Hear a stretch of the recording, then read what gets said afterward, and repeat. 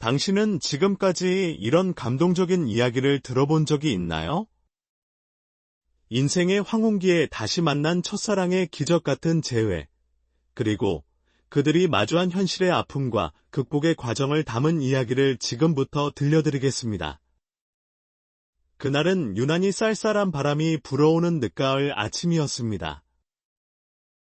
북한산 둘레길 입구에서 깊은 숨을 들이마신 김동훈은 익숙한 산길을 향해 천천히 걸음을 옮기기 시작했습니다. 이른이 넘은 나이에도 불구하고 그는 매일 새벽 이 산을 오르며 하루를 시작하는 것이 일상이 되어 있었습니다. 동훈 씨, 오늘도 이른 시간에 오셨군요. 등산로 초입에서 만난 관리원이 반가운 인사를 건넸습니다. 김동훈은 온화한 미소를 지으며 고개를 끄덕였습니다. 벌써 3년째 이어오고 있는 이 일상은 그에게 하루의 활력을 주는 소중한 시간이었습니다.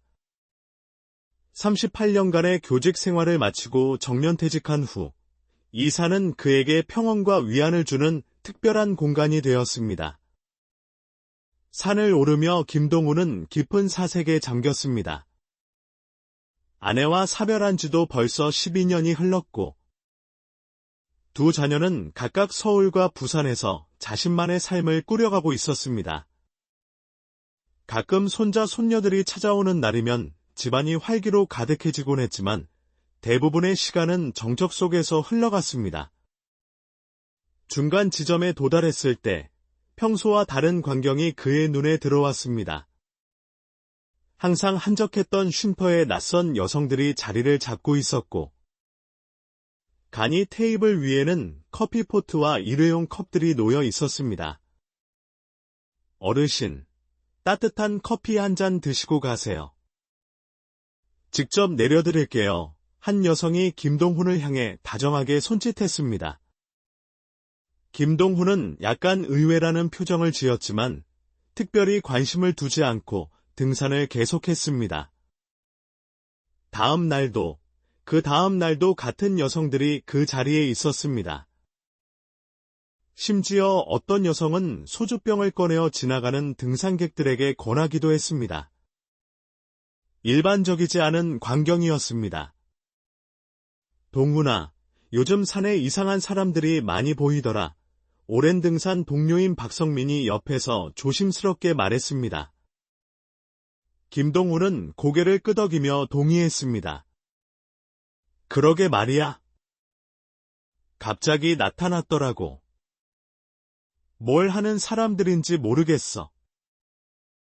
박성민은 목소리를 더욱 낮추며 이야기를 이어갔습니다.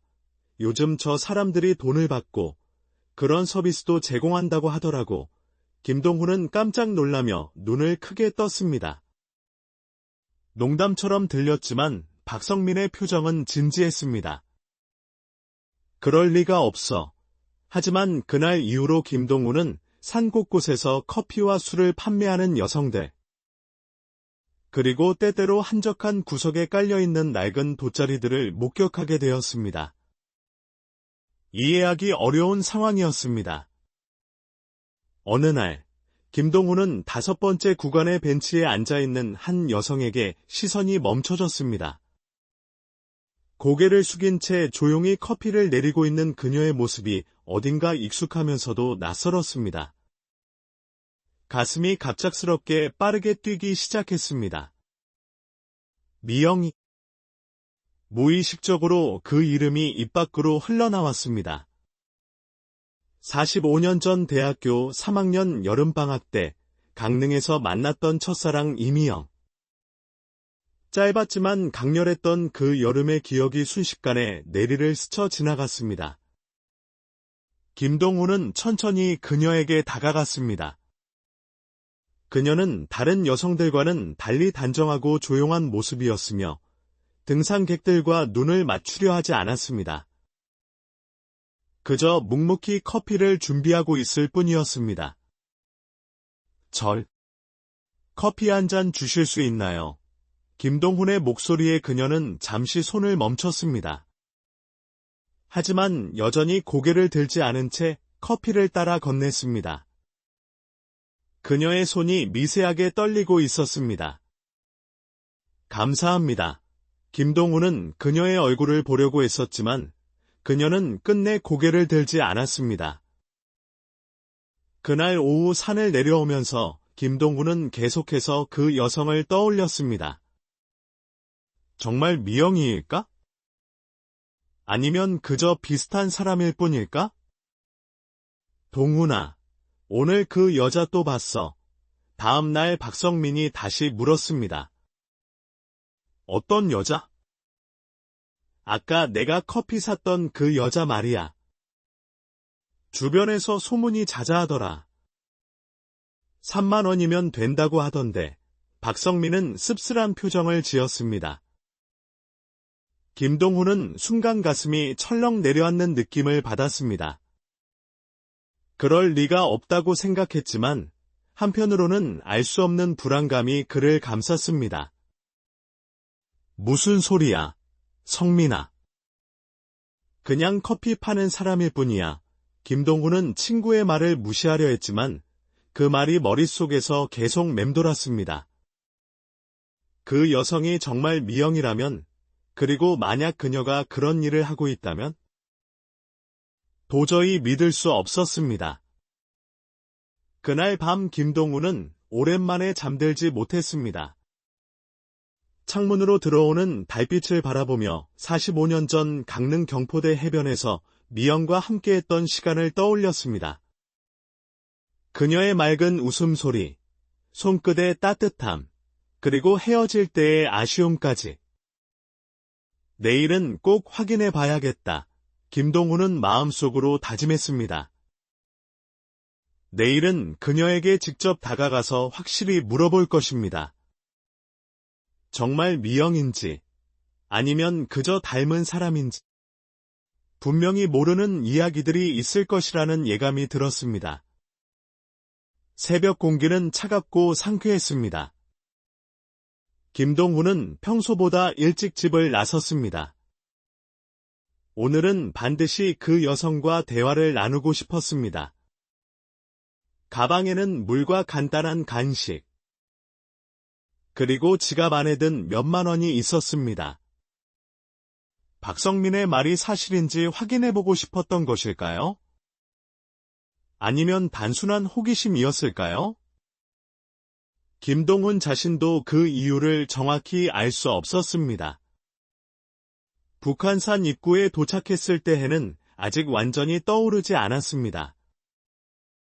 관리원도 놀란 표정으로 김동훈을 바라보았습니다. 오늘은 왜 이렇게 일찍 오셨나요? 날씨도 쌀쌀한데. 김동훈은 어색하게 웃으며 등산로로 향했습니다. 발걸음은 어제보다 빨랐습니다. 마음속에는 묘한 긴장감이 감돌았습니다. 중간 지점에 이르자 숨이 가빠왔지만 쉬지 않고 계속 올라갔습니다.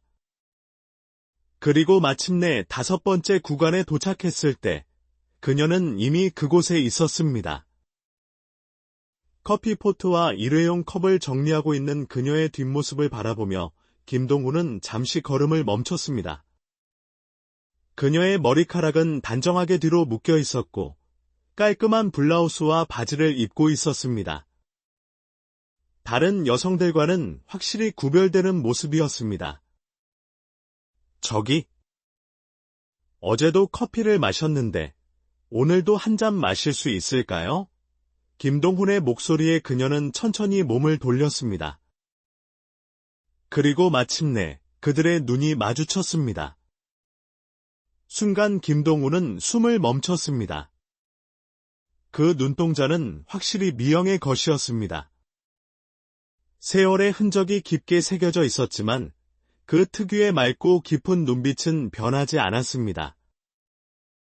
네. 곧 준비해드릴게요. 그녀의 목소리는 조용했지만 김동훈은 그 목소리에서도 미영의 흔적을 느꼈습니다. 심장이 빠르게 뛰었습니다. 정말 그녀였다면 왜 여기서 이런 일을 하고 있는 걸까? 어떤 사연이 있는 걸까? 김동훈은 주머니에서 지갑을 꺼내 3만 원을 꺼냈습니다. 박성민의 말이 사실인지 확인해보고 싶었던 마음도 있었고, 만약 그녀가 정말 미영이라면 도움을 주고 싶다는 생각도 들었습니다. 여기 커피 값이랑.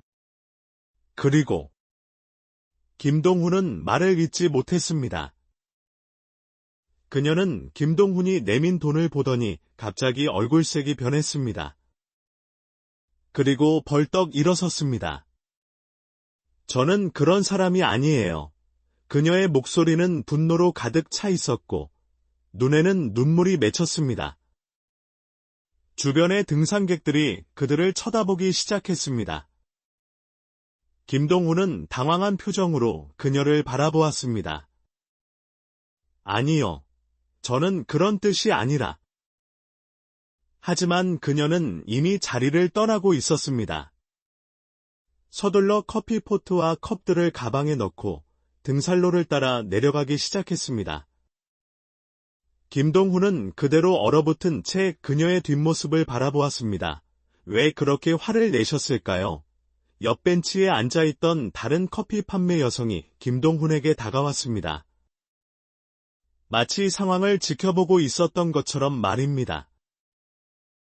그 여자는 원래 좀 특이해요. 우리들과는 달라요. 김동훈은 의아한 표정으로 그 여성을 바라보았습니다. 무슨 말씀인가요? 여기 우리 같은 사람들은 다 사장 밑에서 일하는 거예요. 그런데 그 여자만 혼자 행동해요. 원래는 우리처럼. 알죠. 근데 자기는 그냥 커피만 판다고 해요. 김동훈은 점점 더 혼란스러워졌습니다. 미영이 정말 그런 일을 한다는 것이 믿어지지 않았습니다. 더 자세히 알고 싶은 마음에 김동훈은 주머니에서 다시 3만 원을 꺼내 그 여성에게 건넸습니다. 그 여자에 대해서 더 자세히 알고 싶어요. 여성은 돈을 받아들고 미소를 지었습니다. 그리고 가방에서 작은 돗자리를 꺼냈습니다. 따라오세요. 그녀는 한적한 산길로 김동훈을 안내했습니다. 사람들의 시선이 닿지 않는 곳이었습니다. 그녀는 돗자리를 펼치고 김동훈에게 앉으라는 손짓을 했습니다. 김동훈은 망설이면서도 그녀의 지시를 따랐습니다. 그리고 그 순간 여성이 갑자기 옷을 벗으려 하자 김동훈은 놀라서 자리에서 벌떡 일어났습니다. 저는 그런 게 아니에요. 그냥 그 여자에 대해 알고 싶어서. 여성은 잠시 당황한 표정을 지었다가 이내 웃음을 터뜨렸습니다. 그리고 다시 옷을 정리했습니다. 아저씨 정말 웃기시네요. 그럼 뭐 하러 돈을 주고 여기까지 온 거예요? 김동훈은 난처한 표정을 지었습니다. 어떻게 설명해야 할지 몰랐습니다. 그냥 그 여자가 누군지 궁금해서요. 혹시 이름이 미영이가 아닌가요? 여성은 돗자리 위에 앉았습니다. 그리고 김동훈을 바라보며 천천히 입을 열었습니다. 그 여자 이름? 미영이 맞아요. 저도 잘 모르지만 부산에서 올라왔다고 들었어요. 김동훈은 숨이 막히는 것 같았습니다. 미영이라는 이름과 부산이라는 지역, 두 가지 단서가 그의 가슴을 세게 두드렸습니다. 그렇다면 정말 그녀는 45년 전 자신의 첫사랑 이미영이었던 것일까요? 언제부터 여기 있었나요? 2달 전부터요. 갑자기 나타났어요. 사장이 데려왔다고 하더라고요.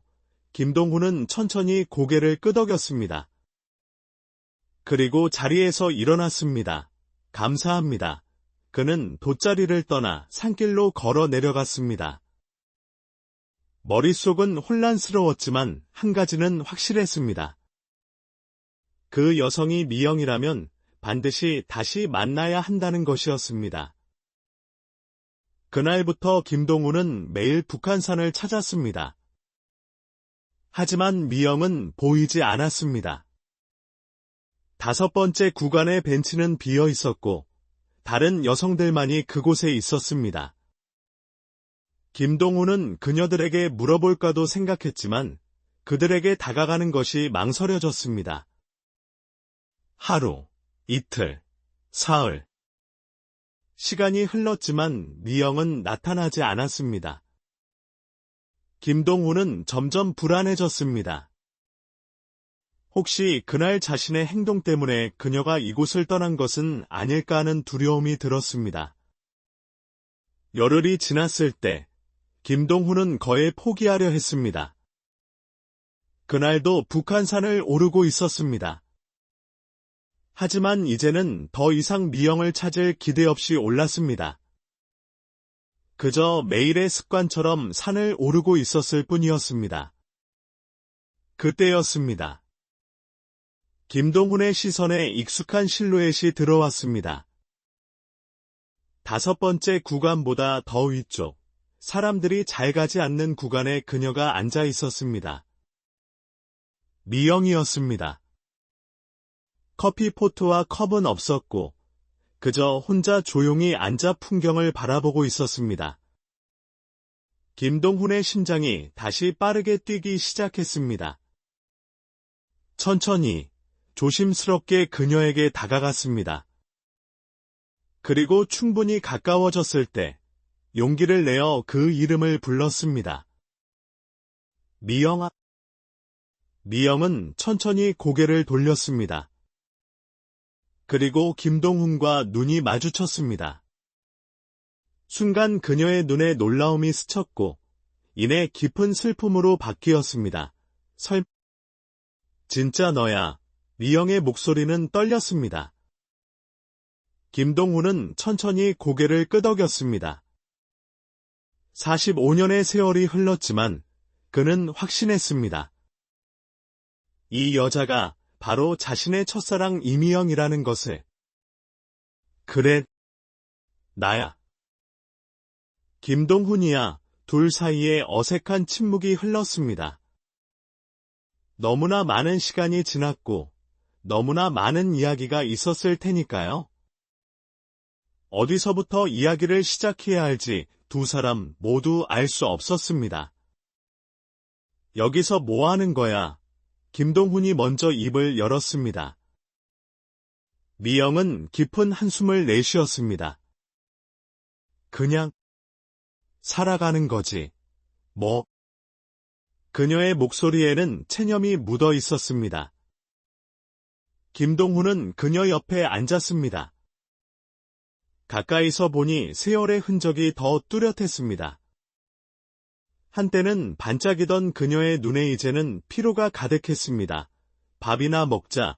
김동훈의 제안에 미영은 잠시 망설이다가 고개를 끄덕였습니다. 두 사람은 말없이 산을 내려갔습니다. 때로는 어깨가 스치기도 했지만 서로 말을 건네지는 않았습니다. 그렇게 그들은 산 아래 작은 국밥집에 도착했습니다. 여기 국밥 맛있어. 나 자주 와. 김동훈이 말했습니다. 미영은 미소를 지으려 했지만 그것은 웃음이라기보다는 슬픔에 가까워 보였습니다. 국밥이 나오자 두 사람은 조용히 식사를 시작했습니다. 그동안 어떻게 지냈어? 김동훈이 물었습니다. 미영은 잠시 숟가락을 내려놓았습니다. 별거 없어. 그냥 살았지. 그녀는 더 이상 자세히 말하지 않았습니다. 김동훈은 그녀를 다그치고 싶지 않았습니다. 대신 자신의 이야기를 했습니다.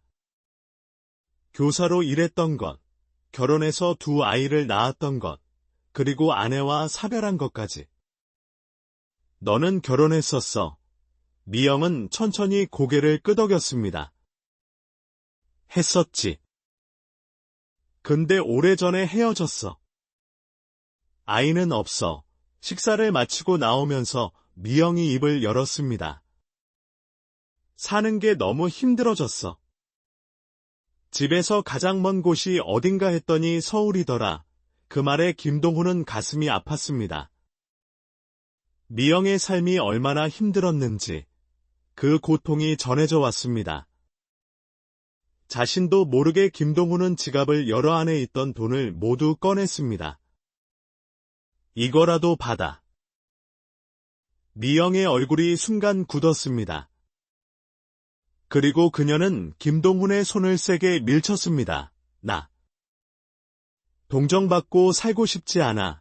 그녀의 눈에 눈물이 맺혔습니다. 그리고 갑자기 일어나 밖으로 뛰쳐나갔습니다. 김동훈은 그 자리에 얼어붙은 채로 남겨졌습니다. 그는 천천히 돈을 지갑에 다시 넣었습니다. 그리고 남은 국밥을 마저 먹었습니다. 창밖으로 비가 내리기 시작했습니다. 김동훈은 45년 전 여름, 강릉 경포대에서 미영과 함께했던 시간을 떠올렸습니다. 고무신을 벗어두고 맨발로 바다에 뛰어들었던 그때의 미영은 지금과는 달리 생기가 넘쳤었습니다. 어떻게 된 거지? 김동훈은 중얼거렸습니다.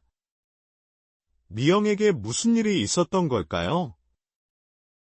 왜 그녀는 북한산에서 커피를 팔고 있었을까요? 그리고 다른 여성들이 말한 그런 일은 정말 사실일까요? 질문은 많았지만 답을 알 수 있는 방법은 없었습니다. 김동훈은 깊은 한숨을 내쉬며 국밥집을 나섰습니다. 비가 그의 얼굴을 적셨지만 우산을 펴지 않았습니다. 어쩌면 비에 섞여 흘러내리는 것이 눈물일지도 모르니까요. 일주일이 지났습니다. 김동훈은 매일 북한산을 찾았지만 미영은 보이지 않았습니다. 그는 포기하지 않고 산을 올랐습니다. 아마도 그녀를 다시 만날 수 있다는 희망 때문이었을 것입니다. 동훈아, 요즘 왜 이렇게 부지런해? 박성민이 물었습니다. 김동훈은 웃으며 대답을 피했습니다. 미영을 만났다는 사실을 아직 누구에게도 말하고 싶지 않았습니다. 11번째 날 아침, 김동훈은 평소보다 일찍 북한산에 도착했습니다. 안개가 짙게 깔린 등산로를 천천히 올라가는데 멀리서 익숙한 실루엣이 보였습니다. 작은 테이블과 커피 포트, 그리고 그 옆에 앉아있는 미영. 오늘도 날씨 좋네. 미영아, 김동훈은 가볍게 인사했습니다.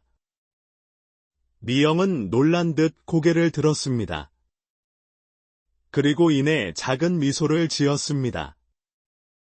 커피 한 잔 마실래? 오늘